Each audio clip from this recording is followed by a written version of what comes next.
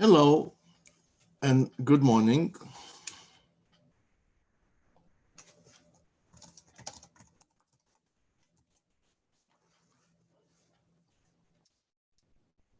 This is my first presentation on Zoom. I usually use a program called Webinar Jam, but Webinar Jam does not let people participate, and I hope that there will be a way for everybody to participate. So I decided to use this program. Um, so first of all, I'm going to talk about uh, a topic that drives a lot of people crazy in the movie business, which is movie marketing, with some great tips about movie financing. Some of my tips, or a lot of them, are out of the box type of tips. And there will be more seminars with more advanced on how to market your films. So I'm going to start with the slideshow.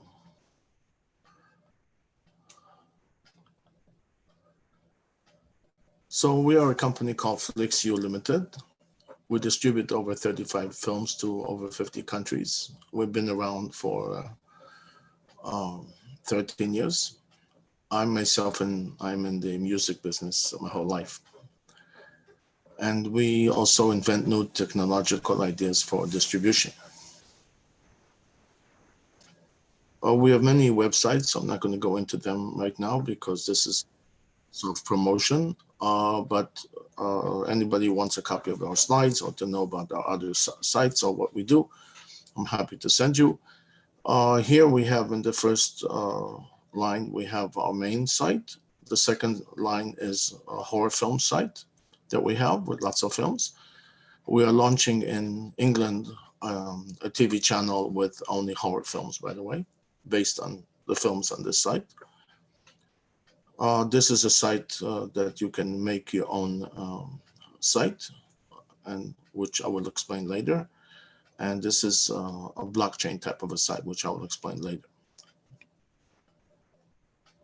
I'm not trying to sell you anything here. Of course, I will make a little plug for our products, but I'm not trying to sell you anything. Uh, so what is the basic problem? The basic problem is that movie makers and producers, they make their film, but after they make their film, they don't care much about what's happening. They just give the film to a company like Amazon, or they do other places to distribute like iTunes. But that's the end of it. They figured that their film is going to be so great that they're going to make millions. People will just jump and look for the films. But sadly, that's not what happens. You are a tiny little fish in a big pond, and nobody really knows about your film unless you get lots of PR and write-ups. So nobody's going to even look for your film. So you need to do your own marketing unless you hire a marketing company, of course. And you have to take care of the films. If you don't take care of marketing, nothing will happen.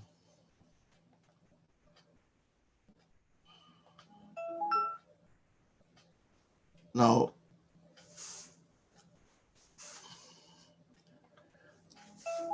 the the things I'm going to list here are usually things that don't happen with films up to a few $1 million of production. After a few $1 million of production, then there might be a staff that will take care of a lot of these problems.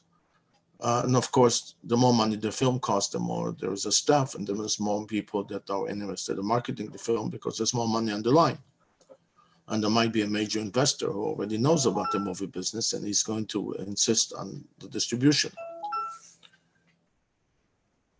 So, first of all, a lot of producers don't care about the music that comes with the film, or this is a real secondary issue.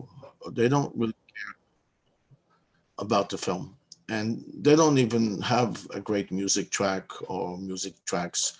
They don't try to sell the music by itself on different music sites or do a lot of PR about music.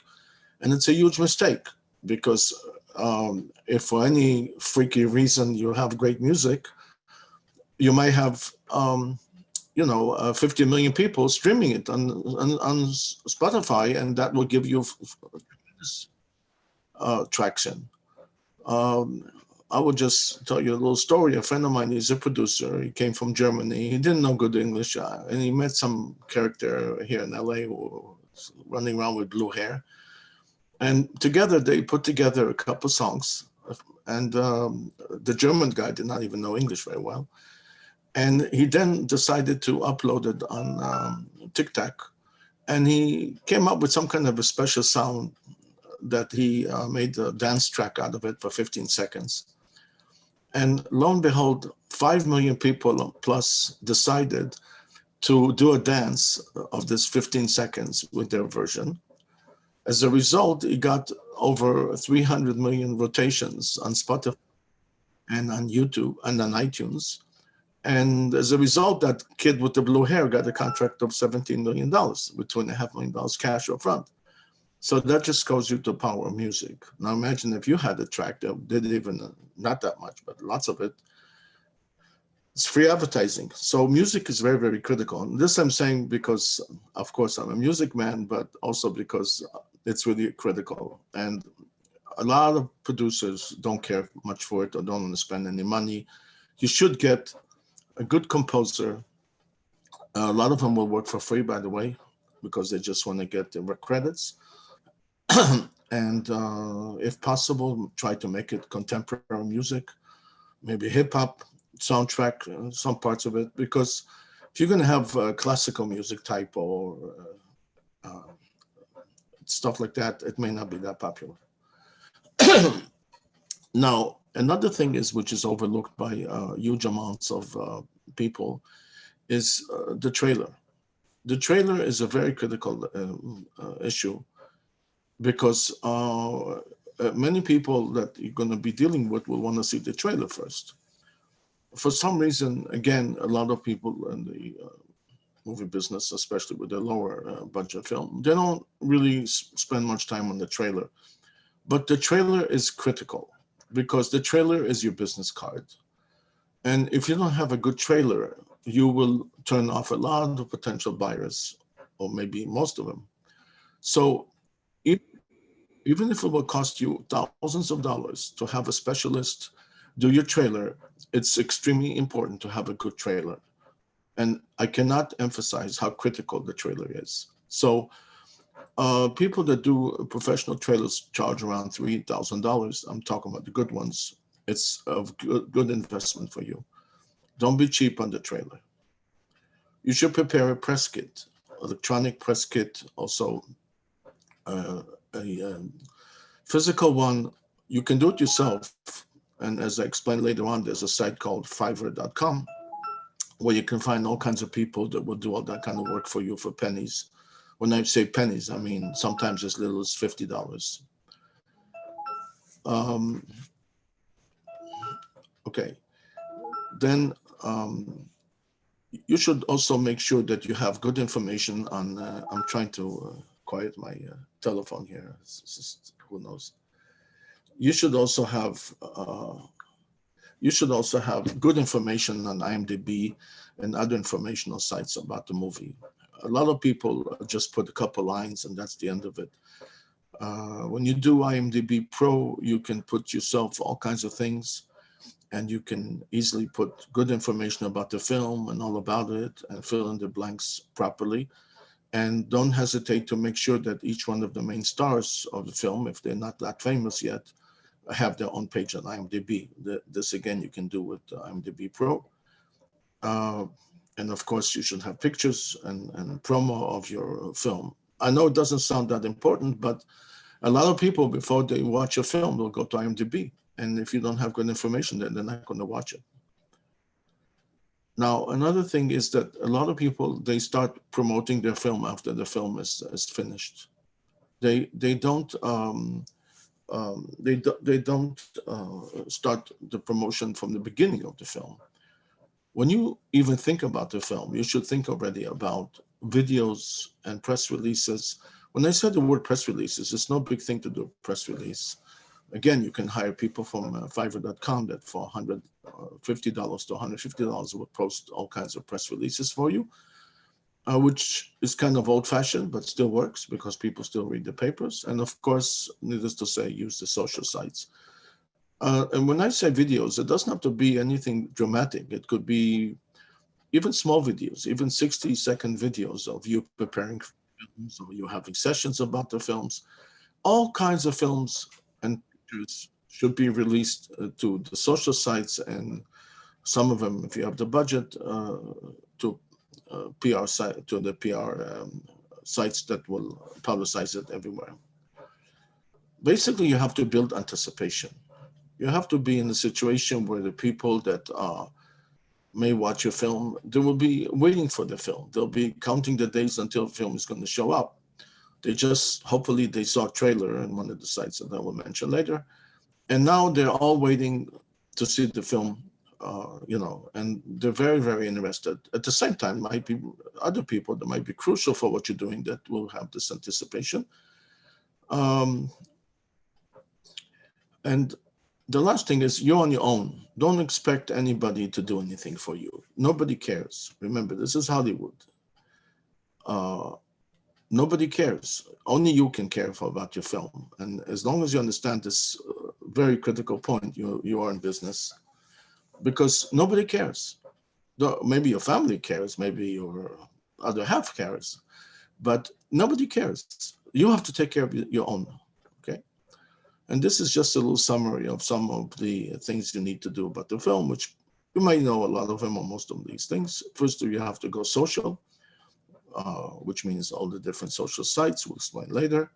You need to advertise the film in the cheapest way you can. You need to do SEO. And again, you can find people on Fiverr.com that can do SEO for you very cheap. So when they type the subject matter of the film or even the name of the film, you don't have to do SEO, but you can do SEO about the topic of the film or to appeal to the crowd that might watch your film. So if they're going to type the words horror film site or something, or horror film, it will come up with the name of your film. So SEO could be very important. It doesn't cost much money, and if you email me later, I can send you also the name of specialists that do this. Not that expensive, and not necessarily from Fiverr. You should also have a mailing list.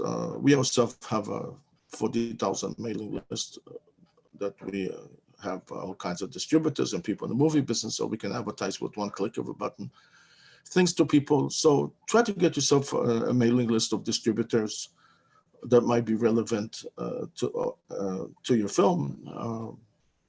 For example, if you do a documentary film, there is a site that will have, again, I can send that to you by return, that will have the name of the 275 prominent documentary film distributors, so you can appeal to all of them. Of course, don't bombard them with film, but you can just send them a lot of introduction, etc. As time goes by, also update your mailing list with new companies and be very meticulous about it, because it may not look important to you, but each one of the people that you have their email or phone number for text messaging is important. You never know. You never know. You'll find out as you go down the line, maybe 5 or 10 years, that that people are there. Okay.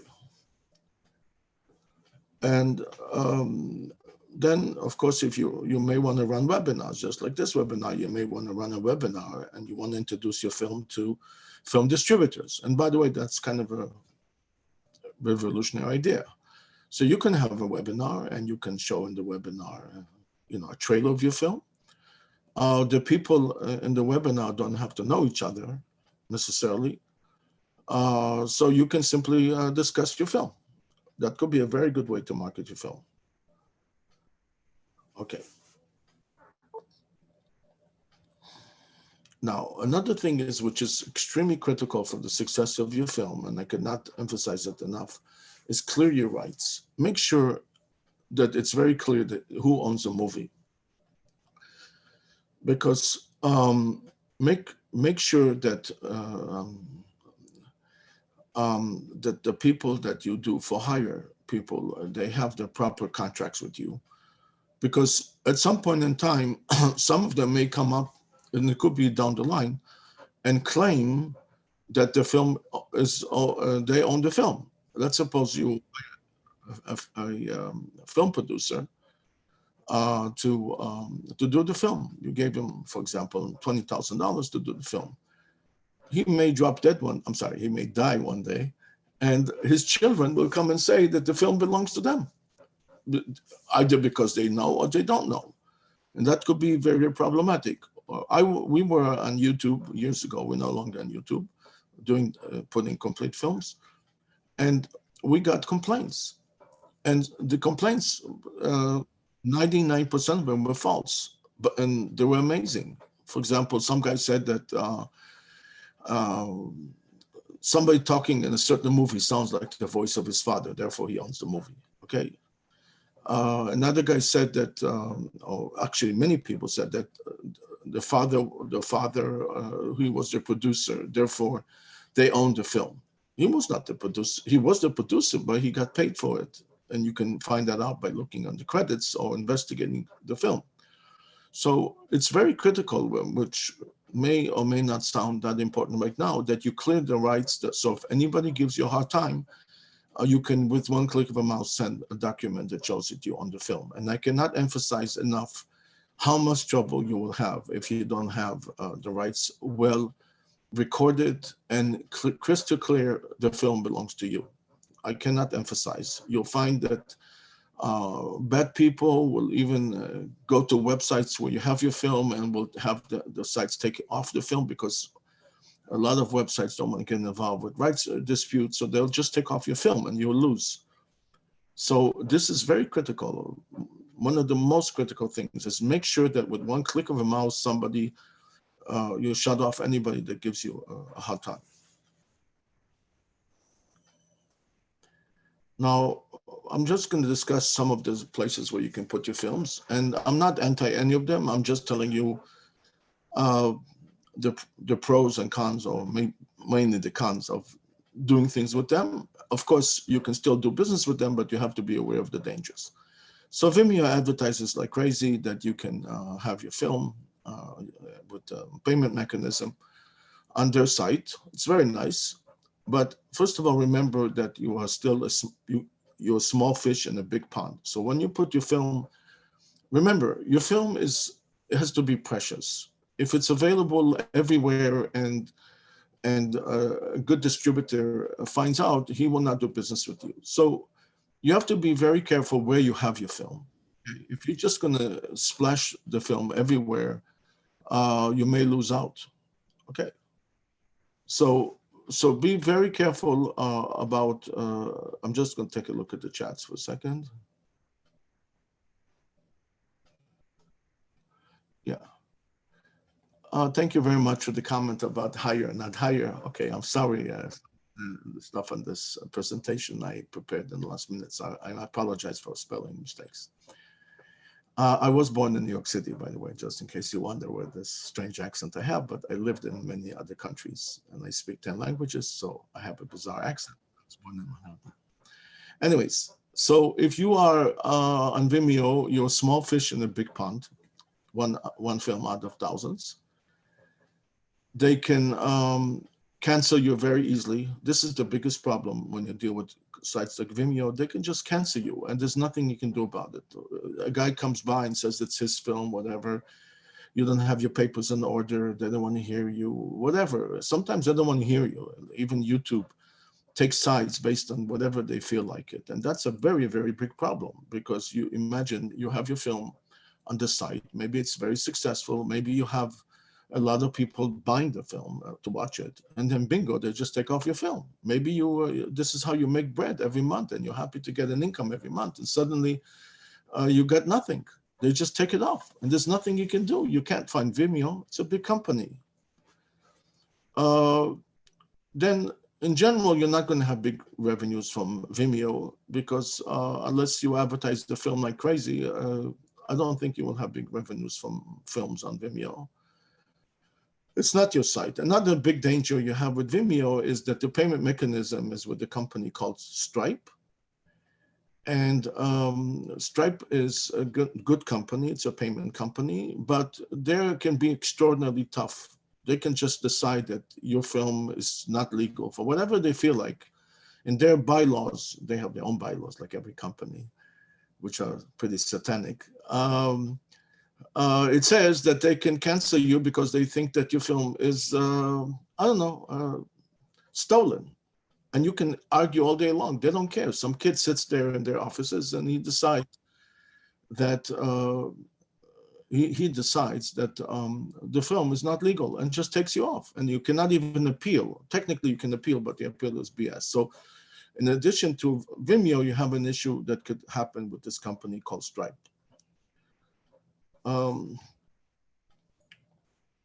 Then you have Amazon, which most film producers think is the holy grail, as that's where they're going to make their millions.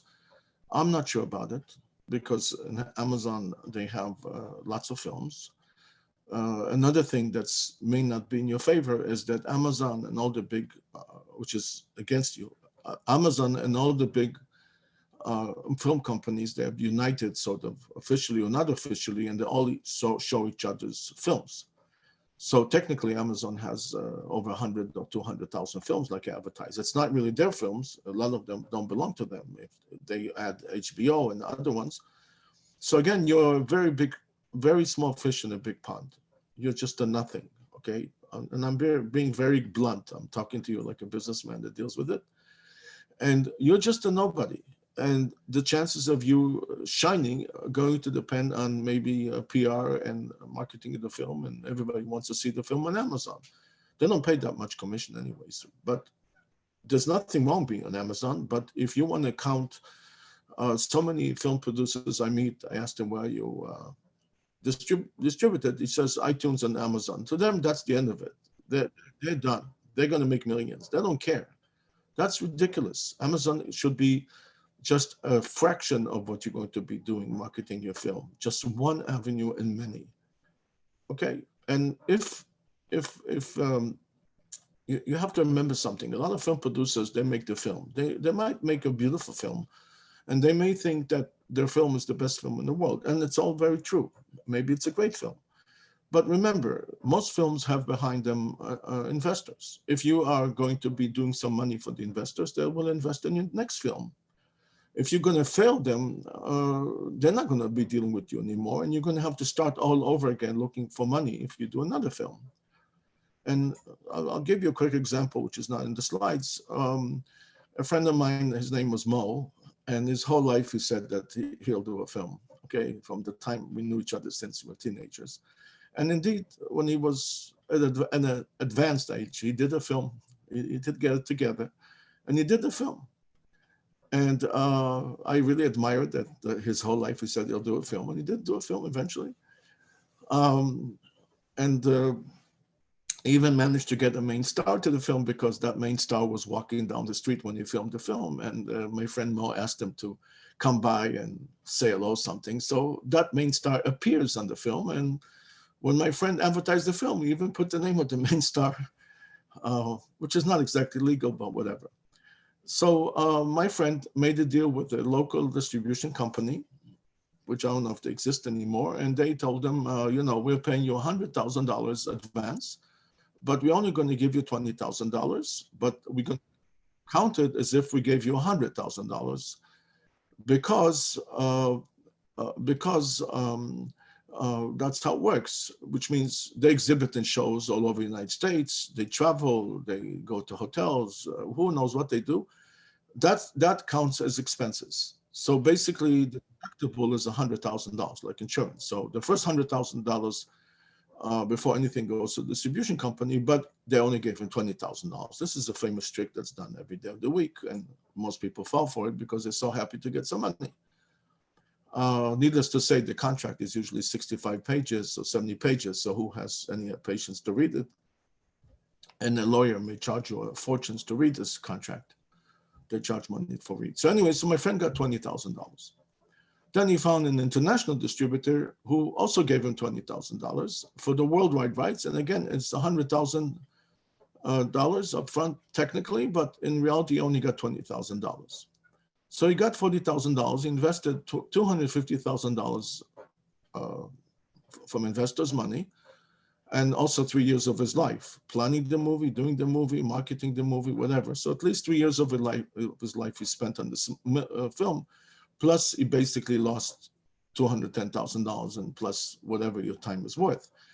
He was very happy. As far as he was concerned, he did well. But obviously, he didn't do well because no investors on that film will invest with him again because he has no excuse. He didn't do any marketing whatsoever. Needless to say, those distribution companies never bothered to even send him royalty statements. So, and he was locked up for 7 years. He couldn't do anything for 7 years because these were exclusive deals. So this is something that you have to think about, which is probably your biggest problem. Now, one thing you should do is you should get a website going, and don't just do a one-pager website. We offer a ready-made website, by the way, for you. But you should have a serious website. Doesn't cost much money. Again, you can go to a company like Wix and other companies and do a very nice site. Spend some time on it. Don't just have a one-pager and whatever. Because remember, if you don't want to spend time on your film, who's going to spend time on it? Nobody. And you're going to lose. So take your time. It's worthwhile to do a free site, or you want to pay for the site on Wix or other of the free sites, maybe Weebly, whatever. And in there, you should have all about the movie stars in the film, a trailer. Maybe you should even have a payment mechanism where they can see the film and pay for it, which we can help you with that. And make it a complete thing. And it's going to be very, very good for you if you have your own website and you can tell people this is the website. Needless to say, you should have business cards ready with the name of the website and your Facebook.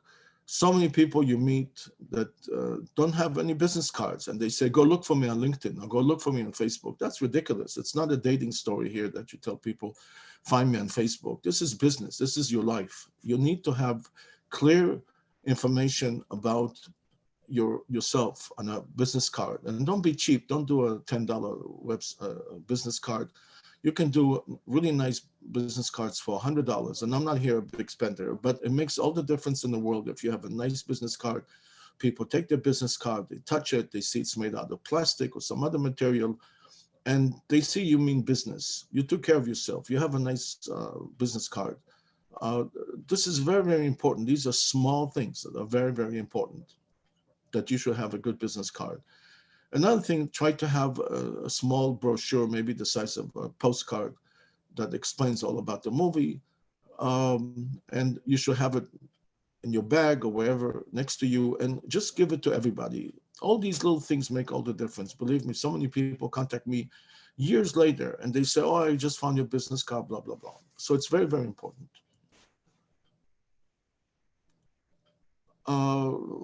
This is a very short blurb about our system, which we call Movie Business in a Box, which is a website that we give you that's ready to go with over 3,500 films, and you can put your films in front of it. And you may say, why do I need all this? It can have a website with just my films, but our site also has thousands of films. So people might be much more inclined to go to the site, subscribe to the site, and then see your films. So that's important.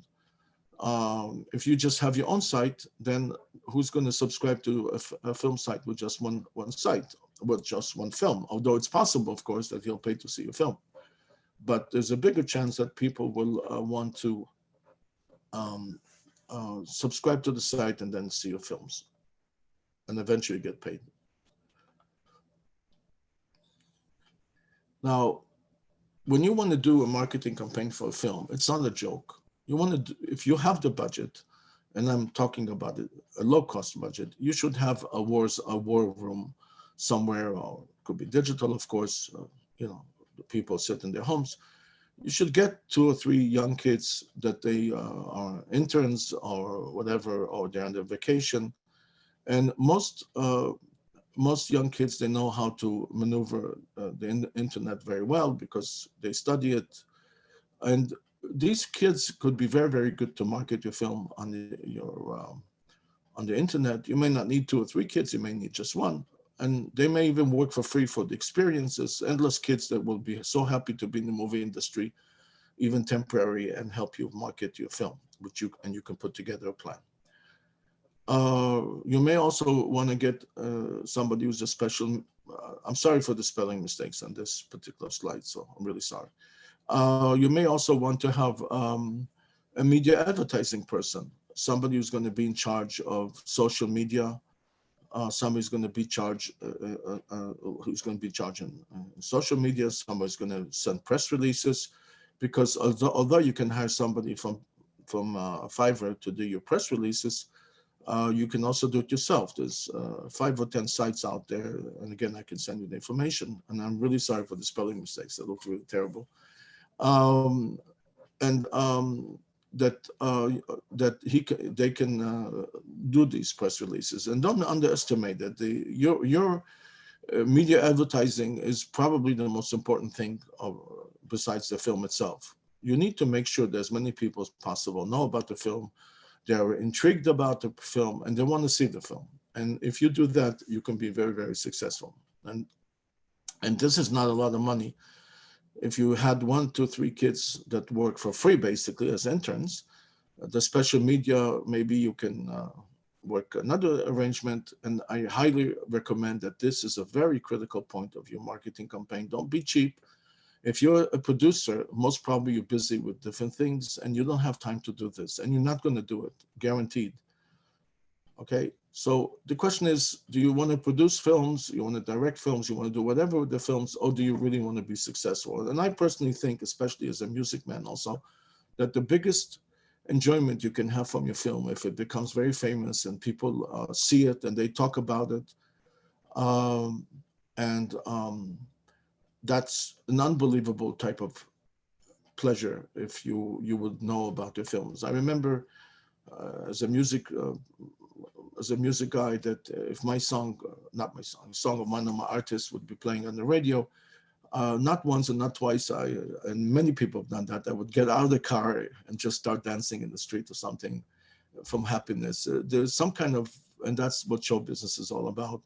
There's some kind of huge happiness in your product being available, and everybody sees it. And maybe if you have the budget, one day it's going to be on the billboard on Sunset Strip and things like that.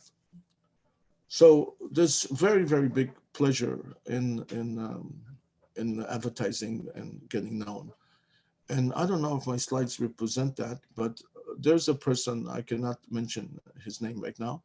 He's a movie star from the 80s, pretty famous. I cannot mention his name again. And he did a film. I'm not going to say what type of film right now. And he did manage uh, to get himself into a few shows on TV, and even went and got a big billboard on Sunset Strip. He found an investor that actually spent money on advertising. He didn't do that much advertising, and amazingly enough, he decided to show the film on a one-time basis, like when you show boxers or something, PP something, whatever it's called, a pay-per-view, PPV, and he managed to show just one time the film and charge $20. Amazingly enough, 34,000 people saw the film. They each one paid $20. So within 1 hour, this guy made $740,000 gross. You may say it's impossible. It is very possible. If the film is interesting to people and makes sense and is exciting, and you did a lot of pre-advertising before the film, and you got people anticipating the film, you can do a special VIP showing for $20 a pop, especially if you build a mailing list. And again, I cannot tell you all the different ways to do things, only in future seminars online. but of how to build your mailing list. And I can tell you that he made $740,000 in one shot. He did it again. It wasn't as successful anymore, but I think he grossed, I'm not sure, over $1 million just from doing that. That's not bad. Now, here's a slide about TikTok. Most people don't appreciate TikTok that much. They think it's just some kind of a BS site. It's for little kids. It's not true at all. TikTok is one of the fastest growing sites in the United States. We all know about all the hoopla, who owns the TikTok and what's going to happen, and maybe TikTok will not survive in the States. I don't know. But let's put politics aside. TikTok is a great place to advertise. They do have advertising, and they do have also 15-second dances or 15 seconds things that you can put on it. Needless to say, you should, if you do your marketing campaign, you should have a site for the movie and upload nonstop little videos of things, dancing to the songs on the film, if there are songs, or all kinds of other 15 seconds blurbs of the film. And you'll be shocked of how many people watch it, and some of them will comment. And these comments could be very useful for you later on to see what people think of the film. So I really say that TikTok is great, and also Snapchat. Personally, I don't understand Snapchat that well, and most people don't, but for some strange reason, it's also one of the fastest growing sites in the United States, and they have all kinds of things they offer. So it's cheap. TikTok gives you $300 credit as a new customer. So right away, you're starting off okay. And Snapchat as well. And then there's a few other imitation sites like TikTok right now, so you can check all of them. And again, you have to think out of the box, because everybody wants to advertise on Facebook and Google and all that. But especially Google is expensive.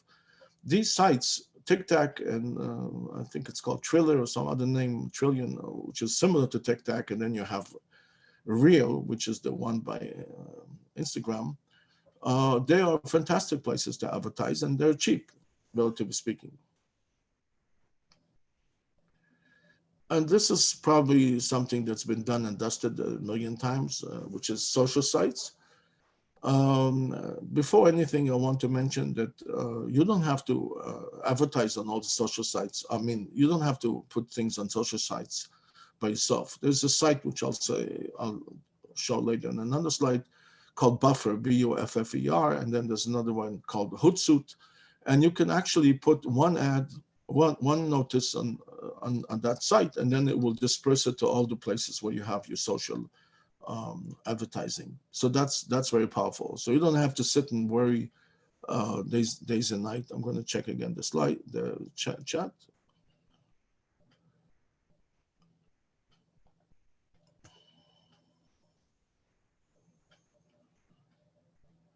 Okay, I apologize again for spelling mistakes.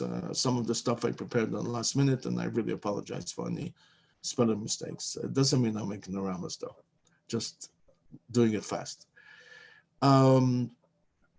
So anyways, so you can advertise with one click on social sites. Now, you can advertise on YouTube. Most people don't pay attention to that, but advertising on YouTube is extremely effective. Let's suppose you did a horror film, and there is another horror film on YouTube that is getting huge amounts of views. You can advertise on top of that YouTube video, and people that watch that video on YouTube, you can actually advertise. You can actually advertise your film on top of it. So that's absolutely fantastic. So YouTube has some great advantages when you advertise, and it's not that expensive to advertise in YouTube. You need to be very focused. So if you want to advertise a horror film, then try to have them put the advertising on horror film sites or one particular site. When I say site, I mean to say video. That is extremely powerful. Most people don't pay attention to it. Then another thing is focus your movie audience. Let's suppose you're doing a horror film site, then try to do everything you can to reach those fans of horror films. There might be lots of groups on Facebook about horror films, and you can easily put your notices in them. There might be other ways. You want to focus your work on the audience for your film. If it's horror films, then look for people that want to see horror films. That's a very, very big thing. And I cannot emphasize how critical that is, because it could be extremely, extremely powerful. We in the music business, we have advertised in Facebook over 10 years ago, and we used to focus everything on the proper audience of of the of whatever we did. As I said before, advertise on TikTok, advertise on Snapchat. LinkedIn is also, sorry, I think there's a mistake there, but I'm not sure. But anyways, LinkedIn is also a very good place to advertise, and it could be also advertised for free. You can join endless groups on LinkedIn, and then you can just post on each one of these groups, whatever you want to say for the day. One very, very nice way to advertise a film for free, basically, is go and do a little, go to Eventbrite and just simply open, open a thing there, and where it says, and you're not selling anything, you can just put in there that where it says tickets, you can just say one, I want to be on the mailing list. Okay, so now you have a very nice site that's made, which is Brightside, Eventbrite. It's a very, very nice site. And also, if you put a nice photo on top of it, then you'll find out that when you post it on LinkedIn or even Facebook, you have a very, very nice ad together. And then you can also create the shortcut to that Eventbrite with Bitly. And then you can, and by the way, LinkedIn and I think Facebook, they create a shortcut to Eventbrite. So you basically have a beautiful site for free that's made by Eventbrite, and you're not even selling anything. All you're doing is you're simply directing people to, let's say, add to the mail links. Another thing could be direct them to, you can sell tickets to see it on another site. So you can do many things with Eventbrite. You don't have to sell tickets to a concert there. You can just sell tickets to see the film, or ask people to join you on some kind of a mailing list, or different other creative things that you can do, which I'm happy to advise you on. So this is a very inexpensive way to advertise. And when you put this on LinkedIn or Facebook or other sites, it looks very, very professional. So that's a great tip. So again, you should open a page on YouTube. You should have a group done there, not just video, but anybody can open a special page on YouTube for the film. Same thing is with Facebook, TikTok, LinkedIn, Instagram, Reels, which is from Instagram, and Facebook Stories. That's really very nice. People that are your friends, they may see your stories. So whenever you post something which looks like a small story, they'll see it. And some of these stories are absolutely fantastic. And you can actually, if you can find a way to video them, you can actually use that as promotion. I really like stories. That attracts a huge amount of attention, the stories. Now, put your trailer on YouTube. And again, I hope you did a good trailer for YouTube. Again, it will cost you thousands of dollars if you use a specialist, or it will cost you much less if you want to use somebody from Fiverr. But go ahead and put the trailer on YouTube. Again, you might have to pay if you want at the end of the YouTube to have them go to some link. So a lot of people put the link below the YouTube, which is very effective. But it might be worthwhile for you to pay them, and then there will be a link to go to your wherever you want to show the film, or a blurb about the film. Another thing, which is not done that much, you can put a QR code throughout the film, throughout the trailer, or before the trailer, after the trailer. And right now, almost all new phones have an automatic QR code. You don't have to have a program, most of them. So an iPad. So all you have to do is aim your phone or your iPad at the QR code, which of course makes sure it stays in one place for at least 20 seconds, so people have enough time to focus on it. And then it could be direct people to your site. And again, we can supply your QR code, which is extremely easy to do. Of course, needless to say, ask your YouTube viewers to subscribe. And that's also very powerful because every time you put something, they all get notices. Whether they see it or not, I don't know, but at least they'll get notices. And the last thing is never put your complete movie for free. That is the biggest mistake you will make, is put your movie for free. Even though they pay you for advertising, unless you have an extremely successful film and you want to take a chance, remember, once you put your film on YouTube for free, it's done. No distributor in his right mind will take your film. Okay. And also another thing is that you have to make sure that your rights are super clean with YouTube. Anybody who complains about you, they will listen to what the other side says, and they have their own crazy arbitration system or no arbitration. A guy can say it's his film and they'll take it off, or a company will say it's their film and they'll take it off. When you have 3 violations, they'll take off your whole channel, which is very, very painful. So I advise you that in case you open a channel on YouTube, open 2 of them. So if they kill one of them, you still have the other one. So, okay, so you can have 2 channels with 2 different names and try to duplicate what's on each site. So in case one of them goes down for whatever violation somebody's going to claim, which I hope is not going to happen, but it does happen.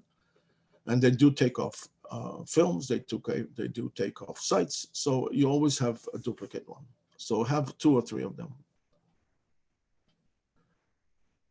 Now, remember that when somebody wants to watch a film, he basically goes to Hulu or Amazon or whatever. And then you have a problem because if you're not featured, who's going to watch your film? That's why you have to have your own site. And if you start advertising it for free or whatever, you do the PR as I suggested, or many other ways which I can suggest, you're going to make the money. So if you're going to show your film and you'll charge for, let's say, $4.95 just to see a film on your own site, again, we can help you with that, then you got $4.95 in your pocket. So it's a lot of money. Are you going to make that kind of money on Amazon? Maybe. They do have huge distribution, obviously. But you're still a little fish. And unless you got lots of noise going, I don't think you'll make a lot of money on Amazon. Also, when you have a good site, it gives you prestige. And again, you can have the site done for free on Wix or on the other sites that are free, or you can also hire somebody from Fiverr.com, and you can do one that's done with WordPress. And the advantage of doing it with WordPress is that they have templates. There's templates you can buy for about $50, and they'll install the template on your WordPress, which is free, by the way, for $30. So for less than $100, you can have a beautiful, shiny, up-to-date website. And then you can add payment mechanism. As I said, we can help you with. And you can have a beautiful site of your own. And if you advertise it, whatever, as I said before, you can make all kinds of money. If you had 100,000 people go to your site and pay $5 a piece, which is not unthinkable, it can happen, you might gross 500,000. Something else that you might make money on is not necessarily just the film. You could make money from merchandising. You can make T-shirts, you can make hats, you can make all kinds of products. You don't even have to make anything because you can actually contract with one company that makes merchandising, and they'll do everything for you. And then you'll make less money, but you have no headaches. You just graphics, and they'll create T-shirts and all kinds of other products. So you could make all kinds of money from merchandising. As a matter of fact, some films make 10 times their gross just in merchandising. So don't think of just selling your film. Think about merchandising and things like that. Another thing you can make a lot of money, and I did not mention it in the slides, is you can do other byproducts of the film. For example, if you have an interesting script, perhaps you can convert it to a book. It's no big thing to do a book. You can actually have a book written with a ghostwriter. There's many companies that advertise it for $500. They'll do ghostwriting for you, or you want to sit and do it yourself, or you want to convert your script to a book. And the book could be put, again, on many different book sites like Amazon Kindle and other places like that. And you can advertise the book. And of course, make sure that all over the book, it says about your film and where to find it. There's nothing wrong with that. So the book could be another way to get your film out there, and it doesn't cost anything to post a book on Kindle and the other sites. There's at least 20 different sites where you can sell your book. Okay, so you basically, what you do is you tie in one with the other. You tie in your YouTube with your film site with the merchandising, and I'll explain it in future seminars. The merchandising you tie in with the book. The book you may tie in with a speech in bookstores or things like that. So there's many other chains and things you can do as a result of that. So basically, you want to do a whole situation where you are becoming very famous. And let's say if you did a documentary about a very special site, suddenly you might be invited to TV shows to discuss it. That's another way to advertise. So perhaps you did a documentary, how to catch fish in the jungle. So whatever, I'm just joking. So if it's an interesting documentary, you might get a lot of write-ups about it, and you might be invited to live shows, be a guest in some shows and things like that. And that's endless also, which we will describe in another seminar. Now, a lot of distributors, there's a lot of filmmakers that get desperate and they want to find distributors. So let's suppose they go to a convention, let's say the Cannes Film Festival, and they just go from distributor to distributor and they talk about the film. They don't realize that the distributor is usually very busy at the show. He has no time for you. He'll never remember you, probably, unless you mesmerize them with your film. And again, it has to be with a fantastic trailer. And you're competing with endless trailers that the distributor has seen that day on the Cannes Film Festival. And we'll discuss that in another seminar, how to market your film on the film seminar, in the film convention, which we have exhibited in many of them. So I'll tell you from the other side of the coin how to get attention. So a lot of them get desperate and they find a distributor, and the distributor says, I have expenses. I need you to give me $30,000 just market your film. So instead of him giving you money, you're going to pay him money. I think that's ridiculous, and I don't advise you to do it. Some of the distributors are really good distributors, and they were probably worth their weight in gold, and it's worth giving them the money. But I definitely don't advise you to do it. Okay. If you do deal with a distributor, and by the way, we are distributors too, ask them what kind of films that is he distributing. As a matter of fact, if you go to a film festival, you don't have to identify yourself as soon as you see him as a filmmaker. Just tell them that you are interested in the films that they have for licensing, and then find a way to convince him, whatever you're going to tell him, that you're interested in his films. And then he will send you a salesman, let's say, and he will show you different films that they sell, and he will tell you what are the hot sellers in many cases. And then you can decide if this guy is good for you. So if you talk to a film distributor and he's fantastic with horror films, or that's what he does, that's the guy you want to deal with. Okay. You should also ask around while you're in the film festival or wherever about this person, if he has a good reputation and if people know him and things like that. We'll talk about another seminar, but film conventions, especially the Cannes Film Festival, are absolutely, absolutely fantastic if you want to promote your film. I'm going to look at the chats again.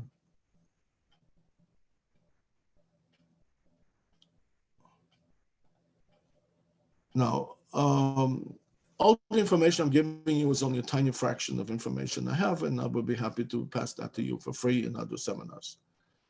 Another thing is, another huge mistake people make is that they take a distributor and they don't realize that every distributor has a specialty. There's very few distributors who can hit all fronts. For example, there's a domestic distributor. There is an international distributor. There might be a digital distributor. There might be a special distributor who does airlines.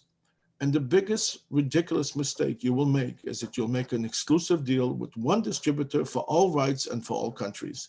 There's nothing that could be more stupid than that, unless he paid you $10 million or something, or some really big amounts of money. So when you do business and you're trying to distribute your films, please see what they do, see if they do the kind of distribution you need, and never, ever, ever give them full international and domestic rights unless they pay you some really serious money, which unfortunately is not going to be the case. And I'm being very blunt as a businessman.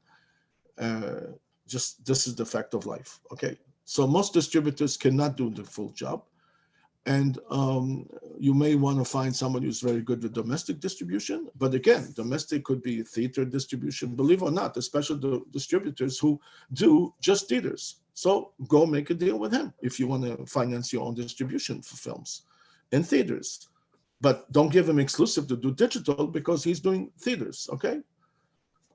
Then when it comes to digital, you want to find somebody, and there's not many of them, by the way, that do digital distribution. They'll distribute your film to different companies. Now, if you, let's suppose you want to put your film on iTunes, you will have to find somebody who processes the film, and there's a list that iTunes gives you, and he can process your film so you can upload it to your iTunes.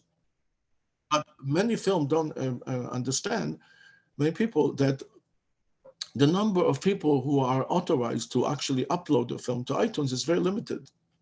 So even if the guy is processing your film, he may not have an account to actually upload it on iTunes, and you're definitely not going to have an account because you're just a person, a regular film distributor. So it's extraordinarily critical that you find somebody that not only can process your films, but he can also upload them to iTunes for distribution. That's a very, very critical point. Don't make the mistake of just paying all kinds of money to process your film. Now, what does it cost to process your film for iTunes? Normally, if it's, and I'm talking about prices that are not necessarily updated today. I'm talking about prices that have been around for a long time. I don't know what's the latest right this second. But normally, the cost is around $800 to $1,000 to process your film for iTunes. And then if the guy does upload of distribution, upload to iTunes, he may ask for a percentage, or he may ask for a special fee.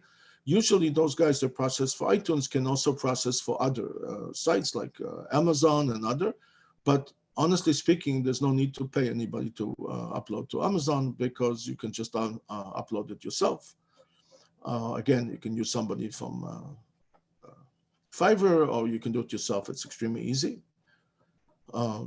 It's all self-service, so you don't have to pay money. Sometimes they try to suck out of you another $500 or $1,000 to upload to Amazon, but that's not necessary. And then there's a lot of other sites that you can upload with the domestic distribution specialist. And again, you don't have to pay anybody. You can do it yourself. If you want to take the time. If not, again, we can help you how you can do your digital distribution. Then you need to find a guy who does international.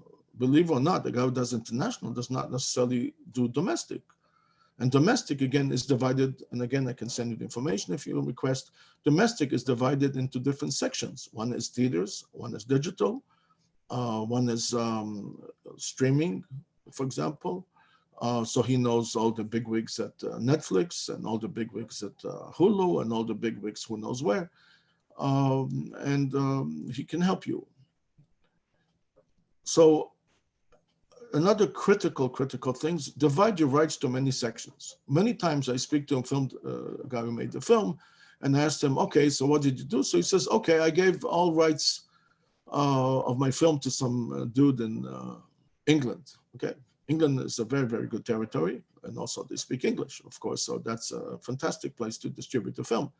But again, he's making a major mistake, because he gives them all rights, which means theater, domestic England, streaming England, TV England, again, all the different rights. And that is the biggest mistake you can make, because you will lose a fortune. Because no distributor, or most distributors, cannot cover it all fronts. So either it will not be covered, or they will be just giving your film to some other guy, and then you make much less money. Remember, the most important thing in the film business, and also music business, you don't want to have too many people between you and the money. So for example, if you're going to distribute on Amazon and you gave it to a company that does processing of films and uploads them to Amazon, they even charge you a percentage, you are now removed from the money one step. I'm not trying to say anybody is a crook, but believe me, trust me, after experience of so many years, The more removed you are from the money, the less money you will get, if at all, because one guy in the chain may not give you the money that you deserve, and therefore you will not get your money.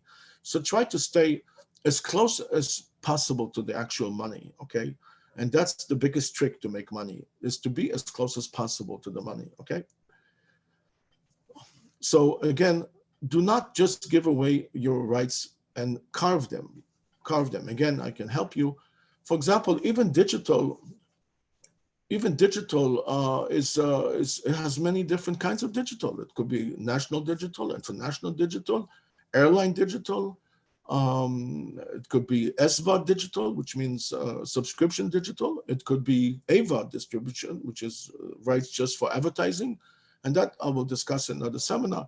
So it's very critical to really slice your rights and just don't give away your rights. So if a guy is a specialist in SVOD, which means subscription, don't be stupid and give him all digital rights unless he does all of them. And a lot of people don't. So you're actually losing money, because the moment you give somebody some rights, he may do a good job on something, but not do anything on another.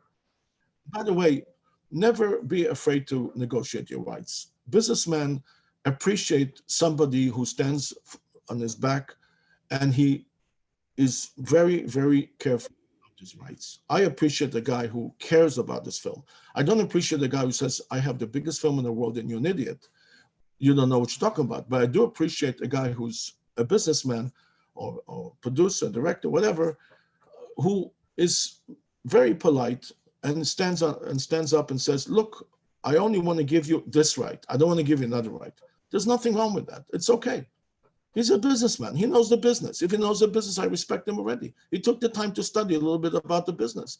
And he understands that he only wants to give me, let's say, SVOD rights or whatever. Another thing is, if you do a contract, just put the rights that you're giving the person. Don't just do a contract with all rights. Make sure that you put in there, you're giving him rights for SVOD in his country. Or for example, a lot of people internationally will say, I only want to film for my site. Okay, no problem. Then put the name of his site and make sure in there that you're only giving him the rights for his site, nothing else. There's no need to give him more rights, because he can go and turn around and cause you damage.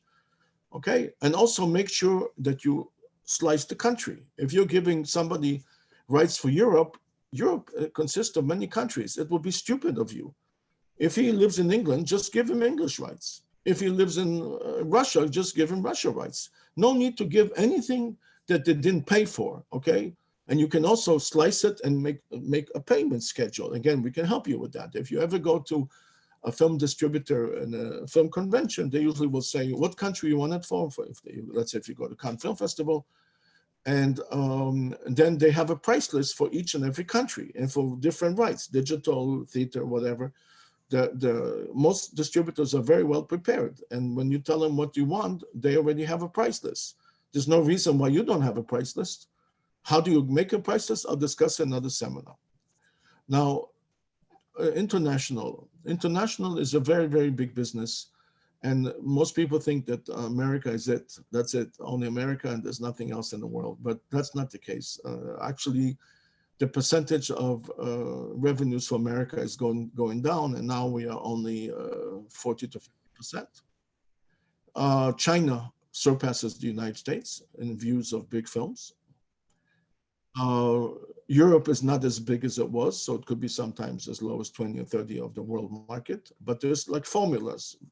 People in the business know the percentage of where people watch films. So maybe Germany is 15% of the world market, maybe.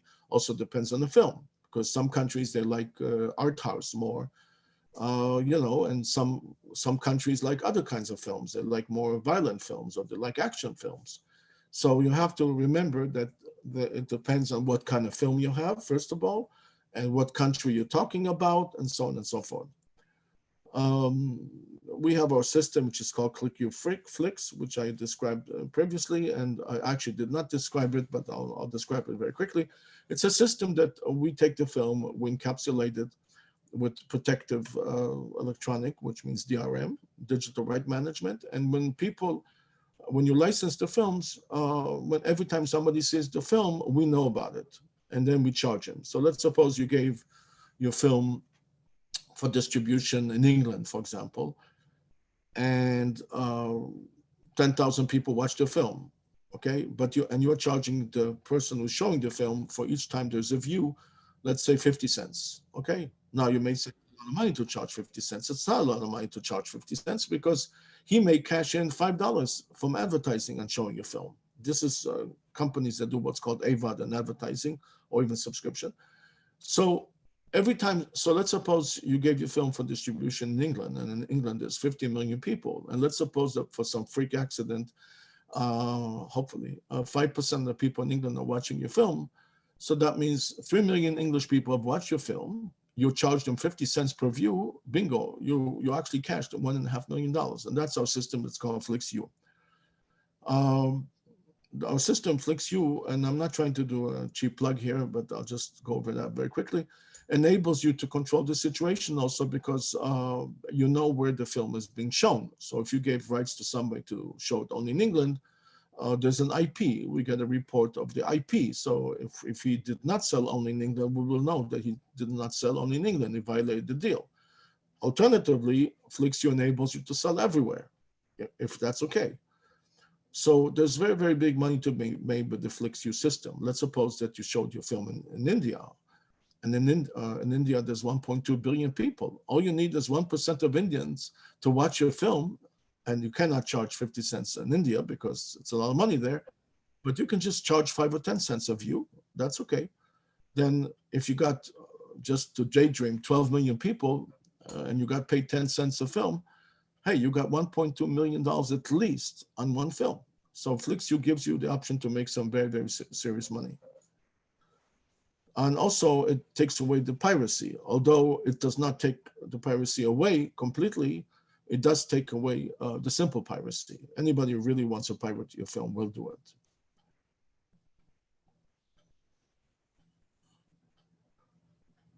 Also, in the United States, don't give exclusive to a distributor. Again, only if you get some very serious down payment. And remember, again, there's no such thing as a down payment, a large one, unless he gives you a lot of money in your pocket.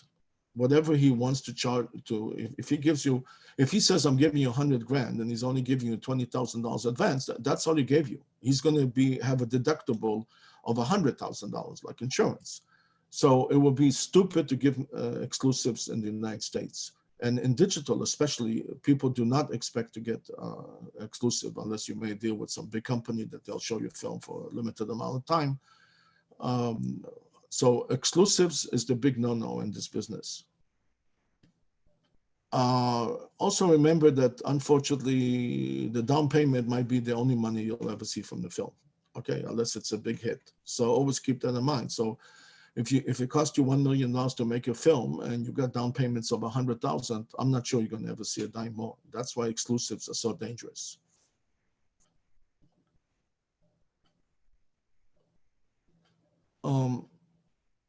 Okay, there's many other ways that you can do. I'm going to be rushing because we're already online an hour and there's so much more, so I'm going to start to rush.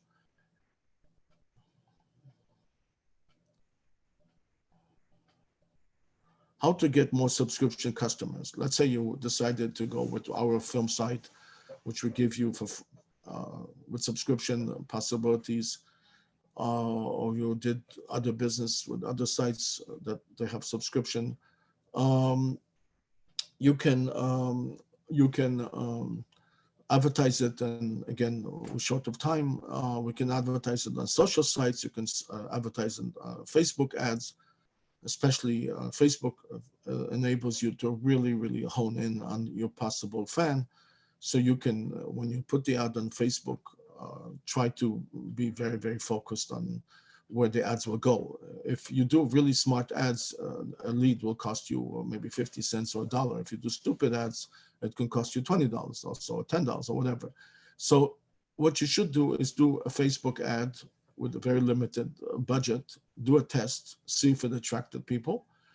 Of course, the Facebook ads usually refers the people to your Facebook page that you did for the film. It could also refer them to the film site you did, and do testing, testing, testing, testing. Don't just give a huge budget for any of this list. Always do testing, see what happens, and then go on from there. This requires some time to be spent. And as I said, you should really try to get somebody who knows about social media advertising to be on your side and analyze it. It takes time. Google Ads also takes time to analyze it. You can also do direct mail, and I will say in another seminar how you accumulate a list of many, many people's emails so you can tell them about the film or whatever else you're doing and send them emails. I don't recommend you send them emails more than once a month or twice a month. You can also do direct texting. That's a whole project by itself because there's some laws against you just texting people. But texting is extraordinarily efficient because people read text. People may not read emails, but they usually do read text. So text is a very critical item. When you send a text, you can actually have a link in there that enables them to, with one click, go to the site and actually see your film. That's very, very powerful. It costs, to send a text costs between 2 and 4 cents in the United States. That's not that much money because if you sent, let's say, 1,000 texts, it will be $20. And if you got 10 guys to give you, 10 people, not guys, to give you $5 a movie, then you made money. So remember that. So text is an extremely, extremely way to do things. We'll discuss it on the seminar. Okay, so one of the biggest problems, especially today in the film business, is that people don't want to give in advance. It's been already a really bad problem for a while that people, I'm going to look in the chats.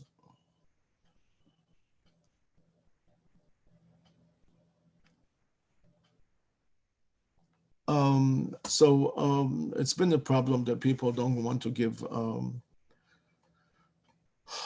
down payments. One of the solutions, and again, I'm doing a cheap plug here, is that if you use ClickFlixU, the site I told you, the system we showed, they told you that you get paid for clicks, you could give your film without a down payment, not exclusive, because you know you're going to get paid. So you could distribute your film with ClickFlixU Clicks or ClickFlixU, whichever name. We have different variations of it, and you will actually get paid. In that case, you could give your film for no down payment. Never exclusive, never. Then we have our other system, which is the white label stuff, and we reduced the price to $2,000, which is down from $20,000. Now, what could be your advantage if you have your own site, especially if you have our site, which has thousands of films? You can change titles easily because it's your site, so you can do what you want. You can appeal to a specific group. You can only show on the site that we give you, or if you got from anybody else. You can appeal to one group, so you can decide just to have horror films on your site, which you can do with one click with our system, and then you put your films on top of it. So when they go to the site, the first films will be yours, and the rest of the films will be also horror films. So there's a much bigger chance that the person will subscribe to that site.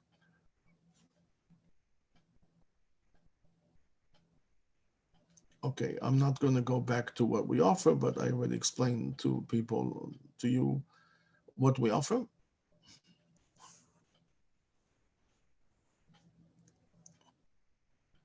Now, a lot of people in general say, I'm going to do spend money on real estate. There's a lot of bombardments right now of different real estate gurus who tell you pay us $1,000, $5,000, and we will show you how to make millions in real estate. Well, it's all BS, because how can you really buy and sell real estate without spending huge amounts of time and efforts and things like that? So I'm just discussing right now, if you want to spend money for advertising, we offer you a website for very low cost, which is far better than real estate. Again, I don't want to plug our stuff too much. There was a convention called OTTexec.com. You can copy the name. And it was a fantastic convention because there was 3 days of speeches by over 140 people, all telling us about their success in the business. And it was really uplifting to hear that people are making money still in this business. Now, you might say there's a problem here because I thought that streaming has doubled in the last 10 months while we have the epidemic. So you might say, I don't understand it. Why isn't the business like really, really successful now? We should be making fortunes. But you need to understand that you have a problem, that the virus has basically bleeded most of the smaller companies to death. So a lot of them will go out of business, and definitely they cannot pay you in advance, etc. The problem is that, first of all, there's no production, so there's no new films. There's some productions, but obviously most of it is not happening. The other problem is that theaters are closed, and theaters used to be 50-60% of all the revenues in the business. So suddenly there's no business. So if you're a distributor and you specialize in theaters in Greece, you're out of business. You have no money now. You cannot buy films. So on the surface, there should be huge prosperity right now in this business. But in money-wise, there is no prosperity. And that's why it's very, very difficult to get an advance today because all these companies just don't have money. I really don't know how they survive. They have expenses. And meanwhile, 10 months, there's nothing coming in. And it's not that easy to get loans and stuff when you're in the movie business, by the way, because it's a crazy business, so it's not exactly easy to get money in there. In any event, this site had 3 days of speeches where I learned a lot of nice, interesting things, see a lot of successful people. And you can also go there, and unfortunately, they charge $200 to see replays of 25 different classes. For any reason you were watching it anyways, it's free. So here's a very important page, which is, I'm going to look in the chats again.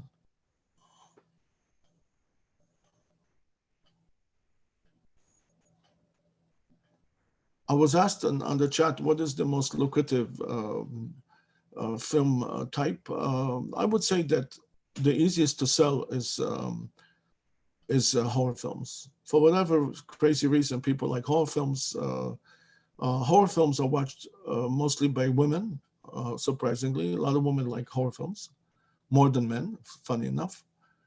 For whatever reason, I don't want to go into it right now. And horror films is a good genre because it's cheap to make. All you need is like we say, is a joke. All you need is a kitchen knife and a kitchen, and you did a horror film. And of course, fake blood. You don't want to kill anybody. So that's a good kind of film to do. Comedies are a tough sell, so it's difficult to sell them. Action is always good. And so on. If you're sitting today and you're planning a film, you should really study what's going on. Don't just make a film. If you're just thinking, I want to do a film, but I don't know what to do, work on it. Do a scientific study. You have the internet. You can learn anything you want. There's a site called Statista, which has statistics about anything you can dream of. And you can see statistics of what's going on. So remember, we live in a digital age, and that's good and bad. It's bad because you have huge competition. Everybody can now advertise their films. It's good because you can study in advance before you even start doing anything what's going on. You may find out that any films about the Amazons in Brazil could be very hot for you for whatever reason. All you have to do is just sit and instead of watching films on Netflix, start looking on the internet and study what could be a good target for you. It's all digital. It really is fantastic. You can also go on YouTube and you can see what kind of films trailers people like to watch. Maybe there's a list of all the top trailers. So you will see right away what is the top films are going today. Now, don't be impressed because somebody invested $100 million in a film and suddenly they have a lot of views. That means nothing because they obviously have huge budget for advertising, so more people watch it. So as a result, you should study what is the going things and don't look at the biggest films. because the biggest films are well financed and also advertising. Look at medium-sized films, maybe $5 to $20 million films, and study what's going on, what's happening. And this varies all the time. At some point, it's going to be one kind of film, and in 2 months, it's going to be another kind of film. I'm sure any films that talk about viruses today are very hot, okay? So, and of course, don't do a film about viruses, because let's hope there won't be viruses soon, okay? So you have to think of now and what's going to happen in 1 year from now. Where are we going to be? Where do you think the world is going to? Maybe if we have another president, maybe there'll be some changes. So if you want to sit down and kind of study the future, study what might be popular in the future, do it scientifically, and we can help you with everything, you're going to be successful, because you will use digital to slice and reach the proper customers. Incidentally, one other very important tip is that on any video on YouTube, you can find out one way or the other who are the main people that watch it, and maybe you can even find out what is their age, especially if you post your own trailer. Let's suppose you posted your own trailer, and we'll talk about another seminar.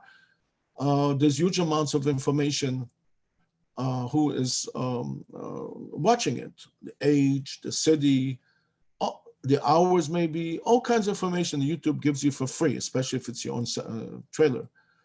You take it, you check it out, and then you will know exactly where to advertise. If you find out that we had once a film that for some bizarre reason was watched mostly in Los Angeles, even though we never advertised in LA, but on YouTube, it was mostly people from LA that liked it. And it gave us the age range, okay? And some other information. You can take all this information, and then when you advertise on Facebook or maybe Google, you will advertise only to that face group. You can also advertise maybe just to people in LA. You have the world in front of you with digital. But you have to be scientific. Don't go from your stomach. Don't decide that because you like a film, everybody likes it. It's the same thing like in the music business. Don't decide that if you like a song, everybody's going to like it. I actually was successful mainly in songs I didn't like. Why? Because I was biased. If I liked the song, I would go and spend money on advertising it. It may not be a good deal. It might be that that's not the good song. So always do a study. Who's watching your trailer? Who is your crowd? What they're doing? And based on that, you can go on to advertising. All this I'll explain in another seminar. But this is how you can get some very, very good returns. Because if you are able to, let's say, advertise on Facebook to the right crowd, to the right age, maybe to the right city or the right location, whatever, they let you slice it to different things, you're going to reach the right people. And if you're going to reach the right people, then whatever you spend advertising is going to be very powerful. But if you're going to advertise to all the people in America, you don't care what age group, you don't care what city, you don't care nothing, you probably are going to be spending lots of money for nothing because you're going to appeal to the wrong age group. Again, we can help you with all that. Now, this is a very important slide because we're giving some ideas about financing. There's a new world that's coming out there, which most people don't care that much about, but the people in the know do, and that is the blockchain and coins. Everybody knows that Bitcoin, I don't know what's the latest price, maybe it's around 20 today, I don't know. Bitcoin collapsed. Bitcoin started in $1 and went up to, as I said, $18,000 or whatever the price is today. Most people don't remember that a year ago, a little bit more, Bitcoin was as low as 3,500, and everybody said that Bitcoin is finished. I told all my friends, go and buy it. It's going to reach $100,000. So coins and blockchain is the future, a lot of the future, because people like to hold their money in Bitcoins or coins or digital coins, and I'll explain all that in another seminar. So, and there was about 2 years ago, there was about 500 companies or 800 companies that issued coins. The coins, most of them were called utility coins, which means they had a website, these people, and then people went to the website and they bought the coins thinking the coins will appreciate. Now, the coins did not give them any ownership of anything. These were just utility coins.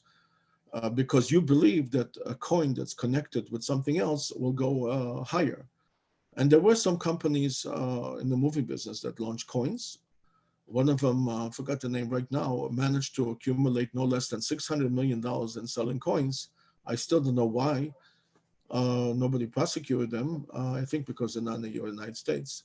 $600 million they raised with coins. The coins were basically BS. So this is called utility coins, and all this hoopla stopped, which sucked out of the public over $50 billion 2 years ago, 3 years ago, 2017, 2018, because the SEC got on top of it and said, hey, you guys, you did never registered these coins with us, so it's not legal. Interestingly enough, it doesn't take much to actually register with the government. And if you register with the government and you filed what's called a PPM or a plan, what you're going to do with the money, you're completely kosher. People can sue you, but you didn't do anything illegal. Actually, you're very legal, and you actually can tell people about your film and collect money. This is a whole topic that we're not going to go into. So basically, right now, utility coins are not really happening much because the SEC can prosecute the people that do the utility coins, or they chase them, or technically they can put them in jail. But and there's other kinds of coins, I'm not going to go into them, but one coin that's still solid since even a few years ago is called a security coin. What is a security coin? Security coin is the closest thing to a stock. So when somebody buys, so let's suppose you had 100, you're selling, just for example, 1,000 coins. These coins are called security coins, and each coin gives you 1/1,000 ownership in the film, for example. So one way to finance your film, which is not done much, because most people think it's not doable or it's very complicated, but we can help you with that 100%, is you can simply decide to launch the film, the financing of the film via coins. You can actually, let's say, sell 1 million coins in the film to finance the film, and let's say every coin is worth, just as an example, 50 cents. So if you sold all the coins, then you got the film financed. By the way, it doesn't mean that the coins have to be exact. So it doesn't mean if you buy a coin of $1 and there's 1,000 coins that they got 1/1,000 of the film. It could be that you're only selling a percentage of the film. There's no law that you have to sell the whole film against the coins. You can decide that the coins only go against some of the film. So that's your profit. So if you made, now, why would people buy the security coins? Is because the coins are like shares. They can go up. So let's suppose you launched a fantastic horror film and it cost you $100,000 to make it, and I will call it by freak accident, it's worth $20 million. The coins are worth a fortune now. You can make your money many times over. So that's the allure of the coins. Now you might say, what's the difference between shares and coins? I'll talk very quickly about in this particular presentation. It's much easier to move coins around because if, let's say, you have coins, it's kept in what's called electronic wallet, which is very easy to get within seconds. You can have your own electronic wallet. Everyone should have an electronic wallet. And if somebody wants to buy it from you, he pays you. And we're not going to go into all this mechanics right now, some other time. And you can sell them the coins. So it's very easy to sell your ownership in the coins to somebody else. And remember, the coins are blockchain, which means they're recorded. Each coin has a father and a mother. It's not like you just sell coins. You're selling coins, and the coins are entrenched up in the sky, so to speak, and they're registered. And I'm not going to go into all this technology. Now we'll talk about some other times. So you could finance your film with coins. And indeed, 2 years ago, some company was formed to the tune of $100 million just to do that. I don't know what happened with them. I don't hear much about them, whatever. But nobody stops you from doing it today. Nothing. It's perfectly kosher, legal. And if you need help in launching the coins and doing this whole thing, please talk to us. You can talk to other people, but most companies that do this, they charge astronomical amounts of money. But we don't. Another way to finance your films is the UK government. They have all kinds of grants for movie makers, and also the European countries. They have an association of all the countries and other countries in Europe, the Western countries, and you can get a financing for film. The only slight problem with that is that you have to be based in Europe, so that's not a problem. You can easily register a company in England or another country, and then you are basically a European company. Of course, UK is out of the European Union, but EU, but you can register a company in another country, and then you become a European country. You can get an office somewhere, for pennies every month, and you can now ask for grants. They give lots of grants, the EU Association. You can find them very easily if you go to the Cannes Film Festival, whenever it's going to happen, or you can just search on the internet, or we can help you, and you can ask for a grant. And believe it or not, they do give huge amounts of money. I know it sounds strange, but they actually give lots of money to filmmakers because that's just what they do. So that's a very, very good way to finance a film. And the UK government on its own also gives all kinds of grants. They also give grants right now, for example, while the virus is going on. They did 6 rounds of grants for entertainment industry, funny enough. We don't have anything like this in the United States. China. I was in China many, many times. And you may want to take your trailer and exhibit in China. I know it sounds absolutely lunatic what I'm saying now, but it's not. You can exhibit and get a stand. They have conventions there. Now we'll talk about some other time, but the best one that I found was in Shanghai. They have a convention in June, very close to the Cannes Film Festival. And it's in Shanghai. It's in a very exotic place, or was. Really interesting place, and you can get a stand there for between $1,000 to $2,000. You can negotiate with them just like anything else in China, and you can show your trailer on the TV. You can bring your own TV or buy one in China for $100 or whatever. And if anybody wants more information, I'm happy to give you. And for the total cost, including the flights, assuming you can fly there. Right now, you cannot fly there. For about, I would say, $3,000 and less, you can have your booth in China and exhibit in China. Now, you might say, why do I want to do business with China? I will tell you that in China, they pay very, very good money for as down payments. Also, if you lucked out and you did get royalties, you can make a lot of money in China, some very serious money in China. It doesn't take a day, it takes a little time. It takes basically 5 years to establish a presence in China, but you can also, if you only have 1 or 2 films, then obviously it will take you much faster. And China is a very, very good place, in spite of all the problems with them that we have here.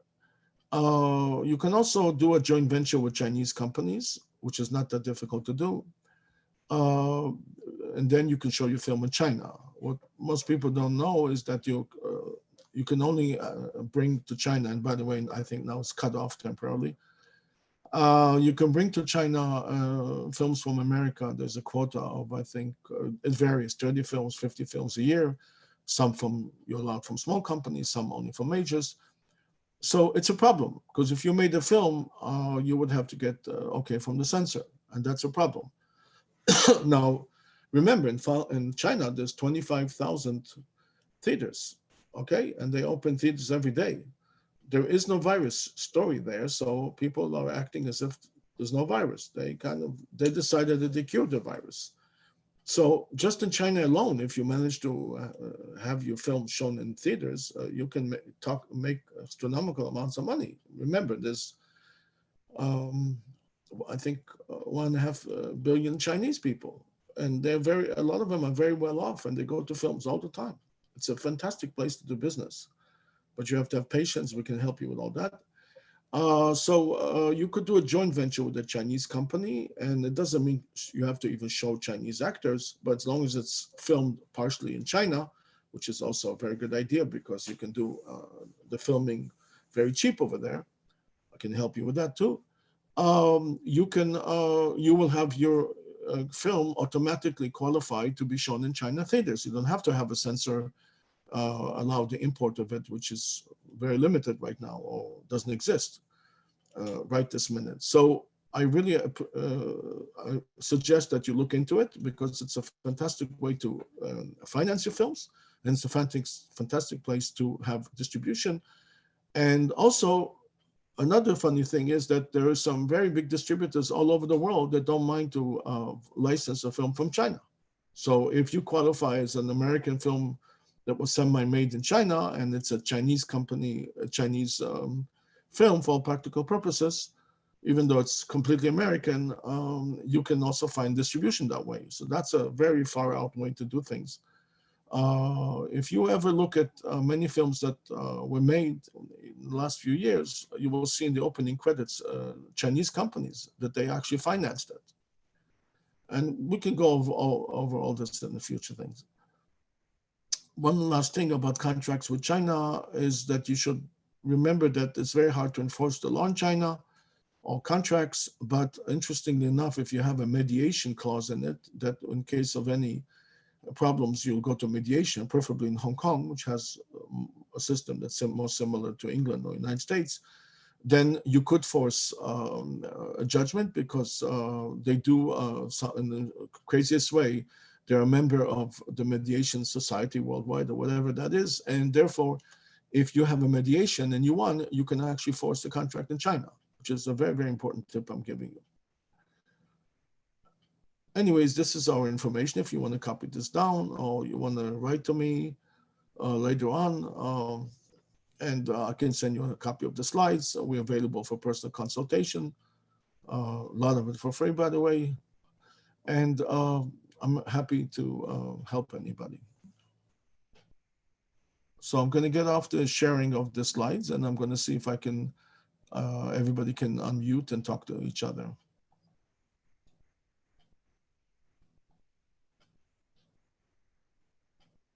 So I believe that you can unmute and you can talk. So if you unmute, just touch the picture, your face, and then it says the word mute, just click on it and you'll be unmuted. And then I believe you can talk to other people here at the this get together. Alternatively, you can use chat and chat with each other freely. If you have any questions, please ask me.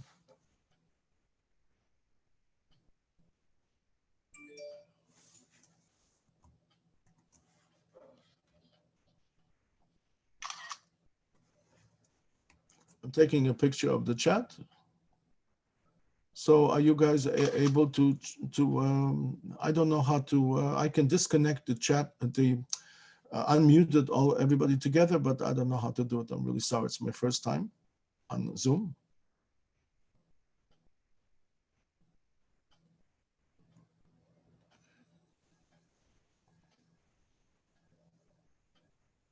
So if you have any questions, please ask me.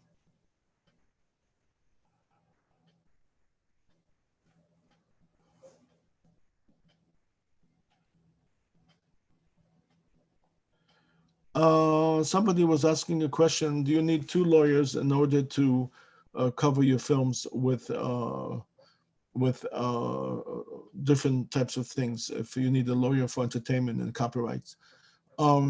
Yes, copyright is a very, very specialized field. Unfortunately, copyright is very expensive. Most lawyers in copyright charge probably over $1,000 an hour, so it's a pretty difficult situation. And most people in entertainment do not necessarily know copyrights very well.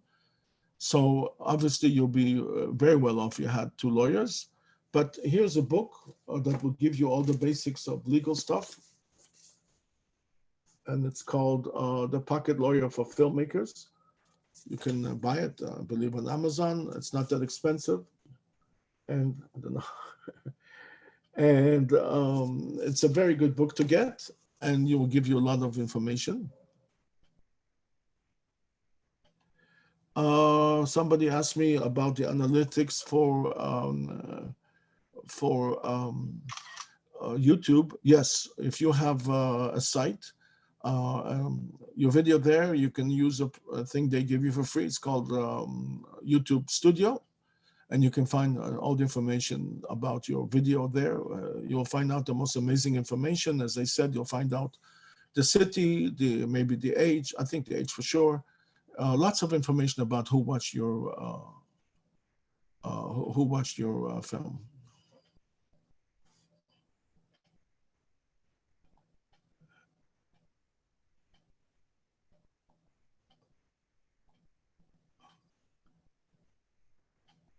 Uh, Another guy was asking me, was telling me that you can bring 41 films to China. It used to be 37. I don't know what's the latest with that. I personally stopped dealing with China ever since Mr. Trump decided to have a war with them, and it was very, very difficult for me to deal with them for a while. I believe the business in China will pick up drastically soon. Maybe because we might have a change of president. Who knows? So even if right now things look a little bleak in China, whenever they will allow you to go and visit there, which they don't allow you now, but maybe in February they'll open the doors. I highly recommend that you take a trip to China. It costs about $1,000 to fly there, and you can stay in a very nice hotel in the center of Beijing for $100, including meals, buffet meals. I don't know if they have buffet meals anymore, but including meals. Remember that even though it's very alluring to stay in Shanghai and other cities, the action is all in Beijing. So Beijing is the toughest city. It has a terrible winter and pollution, but unfortunately, all the entertainment business is in Beijing. So you have to stay there. So if you go there, you can contact the American embassy. They may or may not help you. I don't know. To be honest with you, they probably won't help you much. But just so you have a hold there, of course, you can contact us. We can help you with lots of contacts. So I highly, highly recommend China or a trip to China. A trip to China for a week will set you back less than $2,000, including the flights, and maybe the flights right now very cheap. You can also fly to Hong Kong very cheap, and then take a very cheap flight to Beijing. Do not, if you go around China, remember the only place where you're going to have some serious action, which with films, is going to be in Beijing, and maybe a tenth of it is in Shanghai, which is a great place to visit, but not necessarily good for this business. Okay. Remember that if you're dealing with China, they will wine you and dine you. They'll treat you like a king. That has nothing to do with doing business with you. Um, Unlike what most people think, the Chinese people in China are extremely nice, extremely kind, and they'll treat you like a king everywhere you go. And it's probably one of the most pleasant places for tourists to be in, is because the locals will really, really treat you well. And of course, you can buy them in bargains, etc. But do not be tempted to spend your time in places where there's no movie business.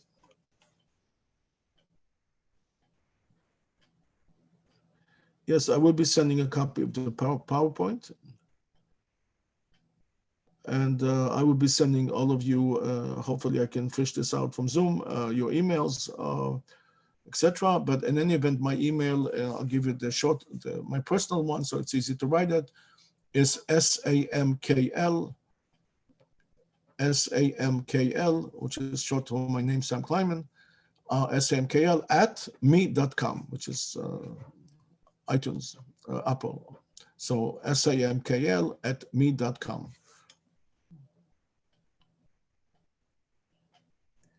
So somebody wants me to hold up the book again. No problem. There's many books about legal things. There's a company called Focal Press, Focal Press, Press, and they have a lot of books about the movie business. They also have a lot of specials during film festivals about books. So you can buy a book for 20 or 30% cheaper, and if you buy a bunch of them, they'll give you some more. You can even argue with them about the price, which is what I do, and I always buy bunches of books on them. It's a very, very good company to buy books about the film business, but make sure you have return privileges, because some of the books are very boring and you may never read them. But this book about the rights is a very, very good book. There's another book, I don't have it right this second with me. It's a very short form, and it shows you all the legal rights. And remember, like I said in my presentation, the rights is extraordinarily important. Not only, which I mentioned, who owns the film, but also because there might be a problem with the music, or a problem with stealing a screenwrite script. See, in the music business, we only have two basic rights, which is one is whoever writes the song, and whoever, and now there's a publisher, and also we have an issue of master rights. But unfortunately, in the movie business, you have many rights. You have to make sure that when you made the film, you had proper contracts with everybody. Uh, you know, stuff like that. I can tell you that there was a movie made of some very, very, very famous person. She made this. It's a TV series she made with 10 chapters, which was never shown on anything major. And the woman that was acting with this major star, she had a claim that she never had a contract because the guy who made the film was her boyfriend. So she trusted him. She never had a contract with him. So years later, I went to Amazon, and I told them that. I said, this guy doesn't have a contract with this co-star. Well, Amazon took it off. And it's just a very big star. It might, because that particular producer would not agree to a settlement to pay this star any money, which of course is stupid. So everybody lost. Amazon had to take it off, and that's it. So remember that you must have proper contracts with the different people in the film. You must have contracts about the music, for example. There's a whole list of you know bees nest of issues. Now, don't be discouraged. It doesn't mean it's much. All the contracts could be found on the internet. You can probably buy a whole set for pennies, and just make sure that they all sign it. That's all. And if it needs to be notarized, if there is anything, then notarize it. But make sure that there is absolutely complete legal coverage, because the movie could get stuck. Now, another thing I didn't mention in the presentation is very easy to get your film off a website. So don't think you can hide and refuse to take it off. There's some very wicked ways that especially big companies know that you don't know, how they can force your film from being taken off everywhere. And all they do is they put some little kid with the list of the places, and within a day, your film is off everywhere and you'll go crazy. So the rights for the film are extraordinarily important. Okay. And if there's any legal dispute about the script or whatever, you're taking a big chance that it will be taken off, because it's enough that anybody has a claim that looks viable and your film will be offline. And that's something most people don't talk about, but this is a very big problem.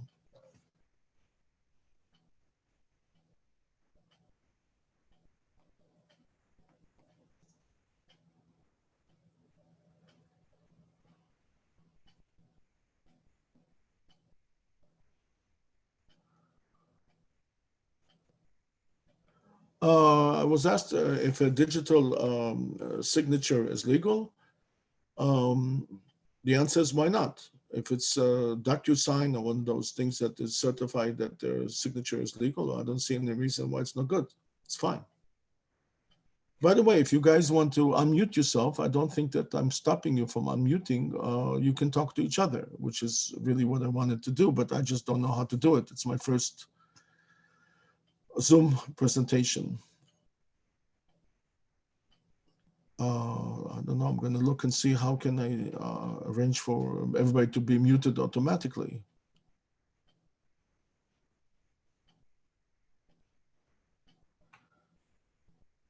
You cannot unmute yourself, you say. Okay. Gosh, wish I knew how to. Let me see.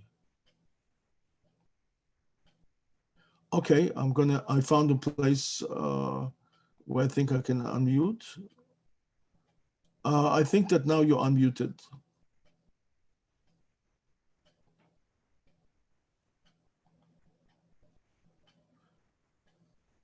Allow participants to unmute themselves. You can unmute yourself and you can talk to each other. That's what I see. Okay. It worked. Yeah, it worked. Yeah, I do believe very much that people talk to each other is a fantastic thing. I see some webinars where people talk to each other. I see dating seminars where people talk to each other, and it's really cool. So that's why I wanted to find a way to unmute everybody, and you can ask me or ask each other or change, so to speak, business cards with each other and be friends. From my experience, this is the most amazing type of interaction, even better than physical sometimes.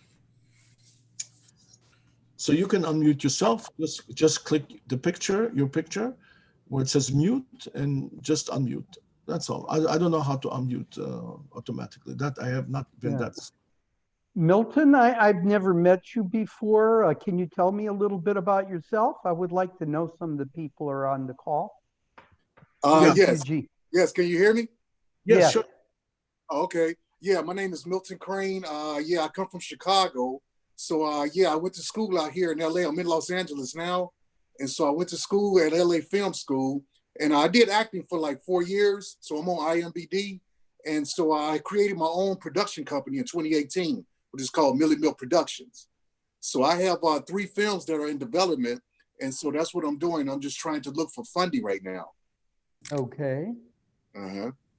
See who else has their mic on here. Yeah, please unmute yourself. It's very easy. Just all you have to do is go to the bottom of the screen, and where it says mute, just click on it and unmute yourself. Well, I can tell you a little bit about me anyway. I've been in the business for quite a long time. I ran a international filmmakers organization for 20 years. I ran an international sales and marketing company for 11 years. And right now I'm putting together an international studio without borders or walls. And we're looking for all kinds of talent above and below the line. So I'll give you a little bit about in the industry myself, I'm basically a producer and writer. So. Oh, okay. All right. Well, I think I sent you my information, didn't I? Did you, Milton? I think so. If I didn't, I can send it to you. You know, you can send me your email or whatever like that, or I can send. I'll put my email in the chat so anybody can contact me. Okay. It's First Features, as I'm writing here, at mail.com. Okay, can you see it now? Whoops. Yes, I can see it. There's a little thing on the end. You don't need that. That's a typo at the end. It's firstfeatures at mail.com. You don't need that backslash. All right, okay. I'll send you all my info. Okay, great. James. Right, sounds good. James. Yes, sir. Oh, have I talked to you before, James? I'm trying to remember. Maybe. Can you tell us a little bit about yourself so we know a little, the people that are still on the call anyway? Yeah, I started out as an actor doing workshops when I left the Army. I'm 48. And then I got into acting school. So that gave me a lot of confidence because not a lot of people get into acting school. Then, of course, crap happened. I left acting school, didn't graduate. Went to Israel, studied the theater there, learned a lot. But I'm developing as a writer. Okay. I'm trying to develop as a writer in the old school format of book, play, script. I want to be in control of my product because I've seen a lot of people who weren't. I had a sketch comedy troupe, which was a live, which gave me a lot of experience to keep in control of your product. Because I've seen a lot of arguments for money, and I've seen a lot of people with the copyright. We get lazy as artists, you know, to take care of the stuff that's important, and then we get emotionally involved. So now I'm taking care of the business part and developing as a writer because I really find writing process is immediate. It's right there. Acting, you have to be part of a group and everything. And the true bosses of the industry are the producers, the money makers, and the writers. And writing is fun. It just happened. I mean, thank God I was an actor because acting gives me a tool to be a writer. But writing is really interesting. The process and everything. Yeah, that's it. Thank you, James. And Anthony? I see you've got your mic on. Okay. Yeah. Introduce yourself. Oh, some of the people there, in this group know me, like Brian and Ann. But I've been in the business for about 7.5 years, 3 years trying to explore it. But I currently have about 16 projects that are all in distribution, theatrical, streaming. I have several offices. I have an office in Shanghai, Beijing. I have a London office in Melbourne and LA.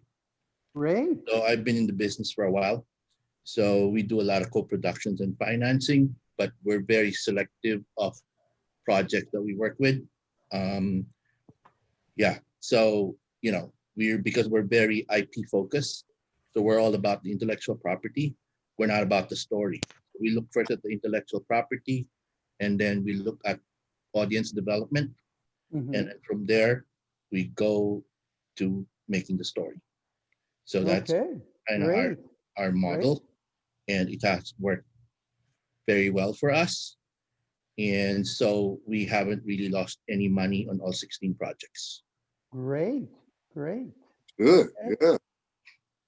Okay, I'm gonna take it back to Sam here.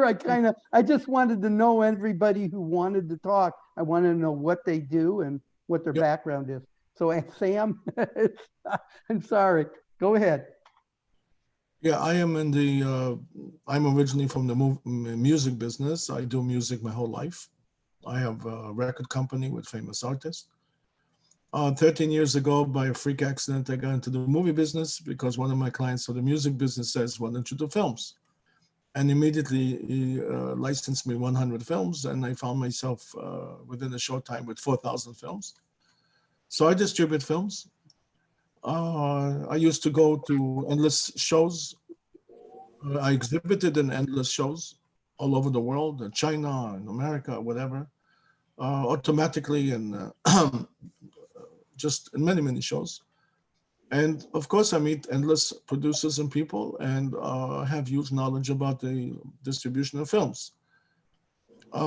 What bewilders me so many times is that how many people make films and then they don't care about the distribution of the film or the marketing in the films, while they may possibly make a fortune doing it. Maybe they have a good film and they could make a fortune. And this particular speech I gave today was just a preliminary speech. I think I'll do more seminars about the different topics because there's huge interest. I have huge knowledge, and I'm very happy to give my knowledge for free to anybody. It's okay. Um, Obviously, I have a few plugs for whatever we do, but that's fine. If you want to look at all my plugs, okay. If not, you don't have to do business with me. I'm still happy to tell you things, and I hope that we will develop it into a much bigger network. I hope to do another show that will be strictly network. I found a system to do Zoom calls, but it gives you tables, so you can also sit with. It's like breakout rooms, but it's not breakout rooms. It's little tables, which is amazing, and then you can simply sit at a table with 6 other people. It's limited to 6 people. And you can actually be like in a hall, an electronic hall, and talk to people. I think it's the most amazing networking thing there is. So I plan to do the next show maybe that way for the networking possibilities. I think networking is extraordinarily useful. You don't have to leave your house. We have virus problems now, whatever. So my advice is available for free. It's no problem whatsoever.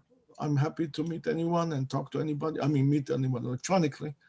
And talk to anyone, and it can all develop into something much bigger.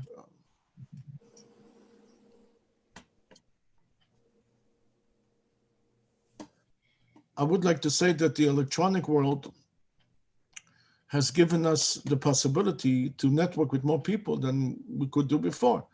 I have met more contacts in the last 10 months than in 5 years.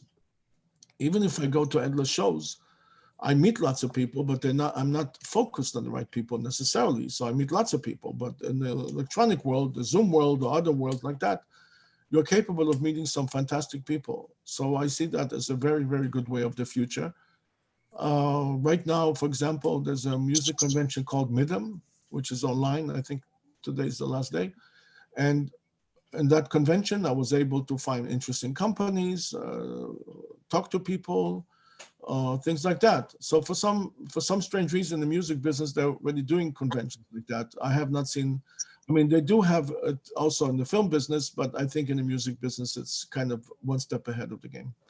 So I think electronic networking is going to be huge and very, very useful to people.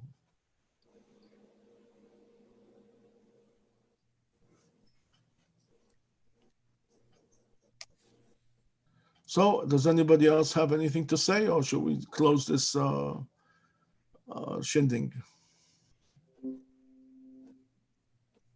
What screenplay writing teacher would you recommend? screenwriter, excuse me, what screenwriter teacher in the sense of me buying a book would you recommend? There's so many out there. Screenwriter teacher, I don't know Yeah. anything. I'm so Have sorry. you heard? Could I just say a name? Maybe you heard Sid Field. I'm very sorry. What I No don't know. problem. No problem. It's okay. I don't know anything about it. I'm much more involved in marketing of films and Good. licensing of films. I'm not so much involved in the making of films. Good. Good. I need that part. It's okay. Actually, a lot of people need that part because in the schools now or in the workshops, they teach everything about the craft, but they don't teach a lot about the business. They don't teach a lot about the business because, as I said before in my presentation, most film producers or directors, unless it's a big budget film, actually don't care anything about the marketing. They just a lot of them just give the film to Amazon. They may post it for free on YouTube, which is a major mistake, and very major. And they may also put it on iTunes, and they pray to God or whatever or wherever they do, that the film will catch on. And they actually don't even care what happens with the film, which is, I find that astounding. I don't understand it. I mean, if you went in and did any business in your life, why would you not care about making sure it's successful? But I got to the conclusion that a lot of people make films because they enjoy it, but they don't necessarily care what happens later on. They stuff it on somebody else, on the distributor. But remember, a distributor has many films. He doesn't necessarily have time to deal with your film. He may not give it a push. He may not do anything about it. He's not, in most cases, unless a distributor put lots of money into as a down payment, which today is very unusual, why would they really work on your film? All he's going to do is go with the law of 2080, which means the top 20 presentations or top 20 films he has bring 80% of the money. So you might be pushed down and nobody cares. So you have to take care of yourself. You have to market it. It doesn't take that much to market it. And I gave some outlines and I'm happy to help as well. Then you can make a lot of money. Films is something that you can make a lot of money or lose a lot of money. That's the issue. Do you keep your copyrights if you post on YouTube? If you post anything on YouTube, it's very highly recommended that you register your copyrights. It costs very little money to register your copyrights, and unknown to most people, you can register many copyrights with one submission. So if you had 10 films, you can actually register all of them with one submission. So it's really pennies. And trust me, especially on YouTube, if the rights are not 100% clear with paperwork, somebody's going to take you off one day if they feel like it. And there could be some idiot that did anything. He distributed tea at your film. He could get your film off. It's just amazing the damages that can cause you. You might be making a living just from doing things on YouTube. Maybe you have your film there for free, which is a mistake, but you get a lot of views, you're making some money. Bingo, everything stops because your rights are not clear. And YouTube, very arbitrary. If a big company complains against you, they'll go with the big company. They don't care what you have to say, unless you have absolutely crystal clear paperwork. And then you may even have to employ a lawyer to fight them. So that's why I only say that only put trailers there, and that's it. With links to wherever your film is shown, or show your film on your own website, but which is very easy to do, and of course we provide that too. Do not in any way, shape, or form show your film for free. I'm telling you, that's a major mistake because distributors worldwide, the first thing they do is check if it's on YouTube before they do anything. They also check if it's on Amazon, by the way, but Amazon. Is this reason because of exclusive rights? But you said something about exclusive rights before, which I didn't catch. What I said was that YouTube, by the way, is not exclusive. What I said was that never, ever, ever give exclusive rights to your film to one company. That's the biggest mistake you can ever make. Okay. Because if they're lazy, they don't do the job, you're stuck with them 7 years. Most contracts are for 7 years. And my friend, the one I mentioned in the speech, who did the film for $250,000, and I mentioned that he did a domestic deal and international deal, all he got was 40 grand and nothing else. He never got royalty statements. and he never got a penny over the 40,000. But to make the film cost 250,000, and plus 3 years of his life, which I guess is also worth lots of money. So he got nothing. And believe it or not, it's astounding that most of the films that are made with less than $5 million budget never recoup. They never bring back them because So you get a lawyer, and in tandem you create a contract, or contracts are already created in this range. well, when you make the film, there's a whole bunch of contracts that you have to have people sign. Okay. Different people involved, and you can get the whole lot of film of contracts online. You can buy a whole package for pennies. Just search for it on Google. Okay.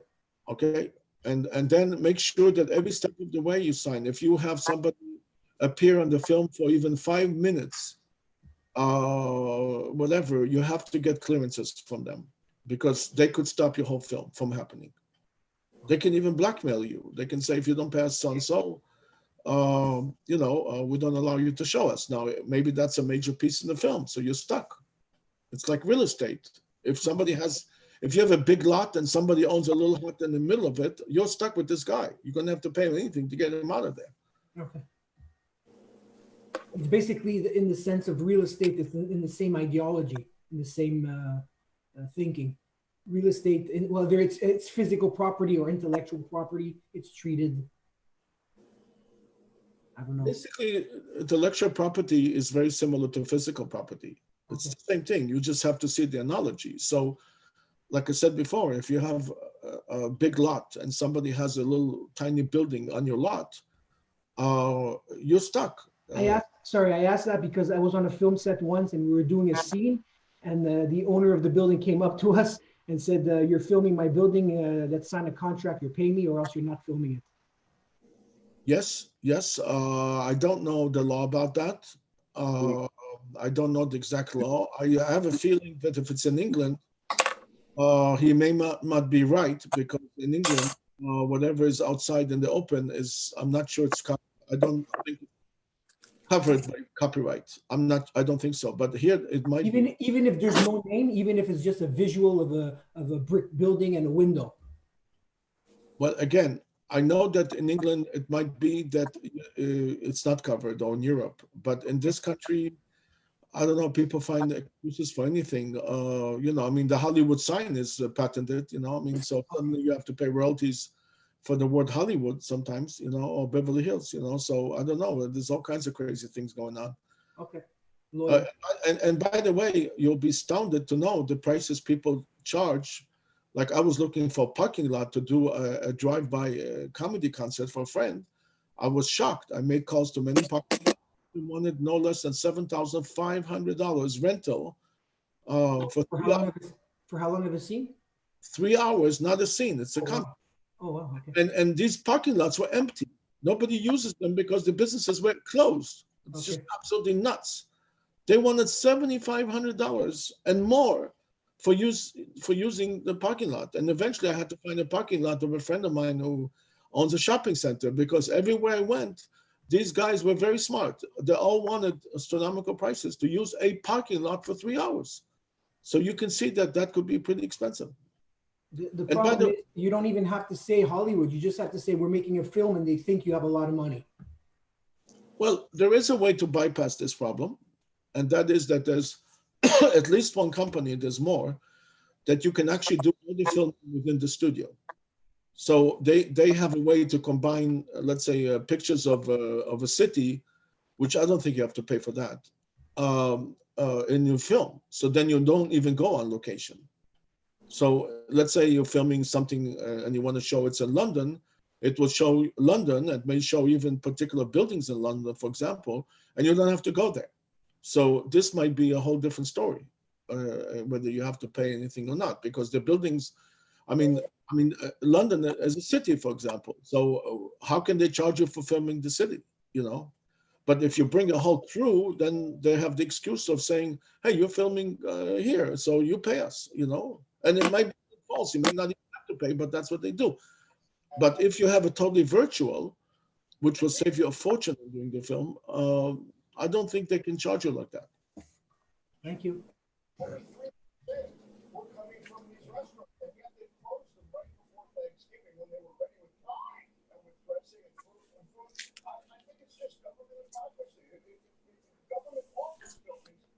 So, ladies and gentlemen, I see one particular person eating now, so I guess that you're all busy with other occupations and things to do today. I wanted to say thank you very much for being on our presentation.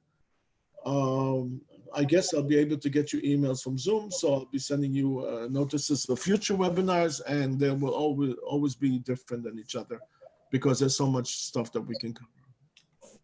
And of course, you're welcome to contact me anytime you want. And my email, by the way, is below my picture right now. That's my personal email. So, bye-bye. Bye. Thank you. Bye.